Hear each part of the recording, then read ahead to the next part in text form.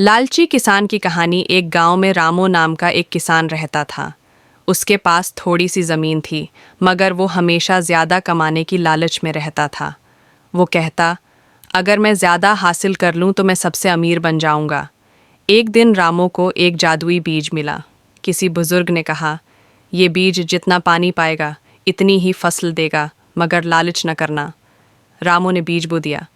थोड़ा पानी डाला तो अच्छी फसल निकल आई, मगर रामू खुश न हुआ। उसने सोचा, अगर मैं और पानी डाल दूं तो फसल और ज़्यादा होगी। वो दिन रात पानी डालता रहा। अचानक ज़मीन में दुराड़ पड़ी, पौधा सूख गया और पूरी फसल बर्बाद हो गई। रामू बहुत रविया और समझ गया कि लालच ने सब कुछ छीन लिया। उसने तौबा की और आइंदा मेहनत और सब्र से काम करने लगा।